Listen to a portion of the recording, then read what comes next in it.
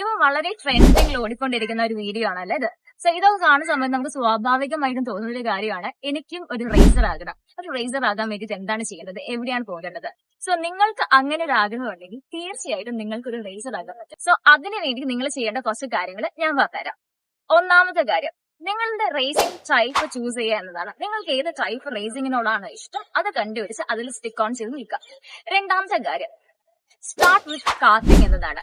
ഈ കാർട്ടിംഗ് എന്താണെന്ന് അറിയാത്ത ആൾക്കാർക്ക് ഞാൻ ഇവിടെ കൊടുക്കാം. ഈ F1 അതുപോലെ നാസ്കാർ റൈഡേഴ്സ് ഒക്കെ ഈ കാർട്ടിംഗ് ആണ് സ്റ്റാർട്ട് ചെയ്തതെന്ന് പറയുന്നുണ്ട്. പിന്നെ മൂന്നാമത്തെ കാര്യം, പ്രൊഫഷണൽ ട്രെയിനിങ് എടുക്കുക എന്നതാണ്. ഇപ്പൊ ഇന്ത്യയില് MRF റേസിംഗ് സ്കൂളൊക്കെ അവൈലബിൾ ആണ്. ഇങ്ങനത്തെ പ്രൊഫഷണൽ റേസിംഗ് ഇൻസ്റ്റിറ്റ്യൂട്ടിൽ ട്രെയിനിങ് എടുക്കാം. അങ്ങനെ ട്രെയിനിങ് എടുക്കുന്ന സമയത്ത് റേസിംഗിന്റെ കുറെ ടെക്നീക്സ് ഒക്കെ നമുക്ക് പഠിക്കാൻ പറ്റും. അതായത് ഈ കൗണ്ടറിങ്, പിന്നെ ഹാൻഡ്ലിംഗ് സ്പീഡ്, ഇങ്ങനത്തെ കുറെ കാര്യങ്ങൾ നിങ്ങൾ പഠിച്ചെടുക്കാനായിട്ടുണ്ട്. പിന്നെയുള്ള കാര്യം, നിങ്ങൾ ലൈസൻസ് എടുക്കുക എന്നതാണ്. ഇപ്പൊ ഇന്ത്യയിൽ അവൈലബിൾ ആയിട്ടുള്ള ലൈസൻസ് FMSCIയുടെ ലൈസൻസ് ആയത്, അതായത് federation of motor sports club of India, അവരുടെ ലൈസൻസ് ആണ് നിങ്ങൾ കിട്ടുക. ഇങ്ങനെ ലൈസൻസ് കൂടെ കിട്ടിക്കഴിഞ്ഞിട്ടുണ്ടെങ്കിൽ പിന്നെ നിങ്ങൾ നെറ്റ്വർക്ക് ബിൽഡ് ചെയ്യാൻ ശ്രമിക്കാം. ഈ റൈഡേഴ്സ് ക്ലബിലൊക്കെ ജോയിൻ ചെയ്യുക.